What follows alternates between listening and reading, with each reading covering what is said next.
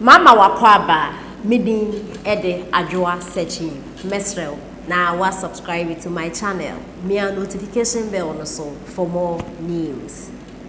Ebusiafo Ora Clement a dodo na efreno Mr Beautiful a otwasini mechre eye Kumawood acte ode ensem bia betudwa na ensem ode betudwa no enam so ena Ghana fu bia komadwen de akere no Ghana fu bia dinatem a enya asem keto akra na edensem ena Mr Beautiful ede betudwa enam so Ghana fu bi akomadwen ede akere no Mr Beautiful adenya ose eye celebrities a omo endorse eye His Excellency Nana Dankwa Ekufuado eye 2016 to enda His Excellency Nana Dankwa Ekufuado ababeye presidenti sa celebrities no omo enim eguase.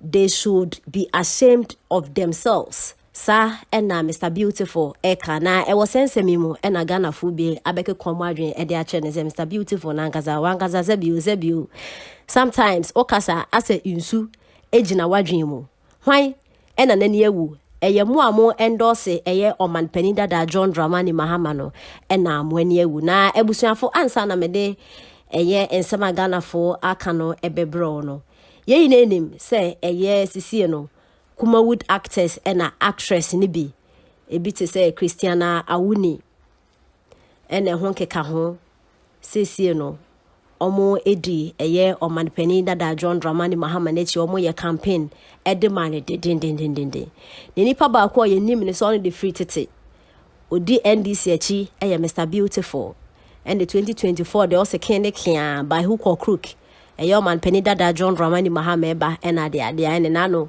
by election aye koso ewo asen of yehu eyo Kumawood actors na actress ni bi omokogu omo company ede ema oman penida da John Dramani Mahama na se NDC amayoku no na ensema Mr Beautiful ede abetudwe ena Ghana fu bi so akomadwen ede ache na busuafo yenti ensema Ghana fo aka ede ache Mr Beautiful we kire se kwasiato Are you not ashamed of yourself for endorsing Mahama and NDC?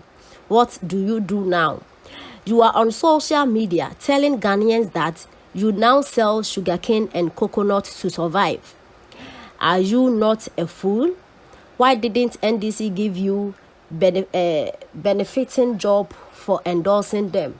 Okay, anyway, so HSA, they have passed shamefulness because of no Kofio. Okay, anyway, so Kofi said and HSA, sell your coconut and stop fooling. Anyway, so HSA, you are the biggest fool I have ever met. Since you started following NDC, Sami Gyimifuo was a fried rice seller. Sami now own a house at Airport Residential. You now sell coconuts and sugarcane. Okay. And I went so I said from pon and autism. It's a matter of choice, Massa. You can't decide for anyone, okay? And I went so Elvis and autism. Can someone revive Kumawood so he can come back into acting? Okay, and I went so Elvis na and autism. When Kumawood collapsed, the many that are wise survive and still keep surviving. Example, Nana Mike Brown, Accra Beto, Ejako, Lewen and Co. In this world, only the wise ones survive. He should be humble and note that. Okay, anyway, so I just say, what about those who endorsed your candidate, Mahama? And some be bring a Ghana for a kind of day, actually, Mr. Beautiful, and our brother and some way, a better jano. Timin Kenya. Mesem papa se moti min kan ya mo de mo amen san start my way ya fe do Mahama so be asante ke set as I tap on the sway the mama me jankim mon tro se moti min kan ko bi o we da so ko bi o waje hwe kura mango free o de buy school fee di ko bi o de buy o ada ko fa do mu no okay.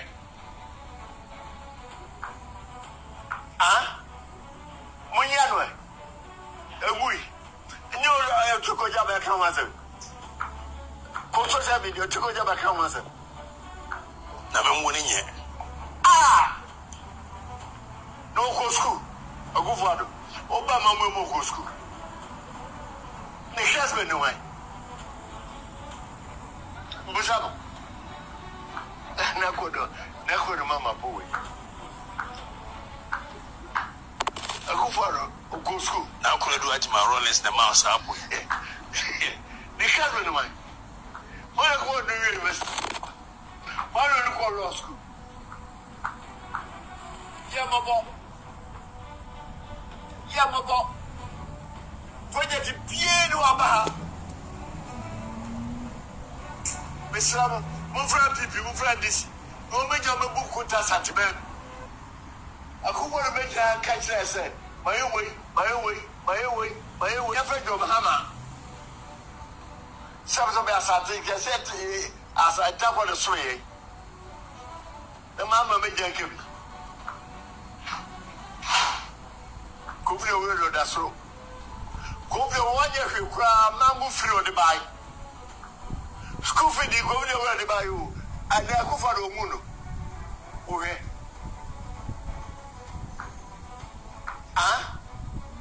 Munyano, a wee. You I took a job, I can't answer. Social media, took a job, I can't answer. Never winning yet. No go school. A good father. Obama will go school. The husband, no way. Busabo. Nakodo, mama, boy. A good father, of course. Assembly Nana say, or he ever transfer the Jeffrey for Quenemica, or the Jeffrey for some one. Ya ntimi kan ke se okoka ya si man munya na life mano na woso wasan ba ye ni asem ka aka na atum ye nuanom bi ye koka mo se mo ntia se no eno ha na eguso ye ko maka che se boy no o different agenda o ye very smart o ne plan a wo de yes ade na wo ye ni na because now no o ma hu se politics no I was so use again now didi go for ho that is their motive. Wakoye ohin interview na ohimpom mu a sebi ohimpom mu a timi bie na no ka se Kufuor anko school oni classmate na wo Ghana na se na do classmate ya on for the classmate mra e metre ne ehwe on mention one of the classmate edi ne ehwe onya kola o ohimpom ne ne afia sebi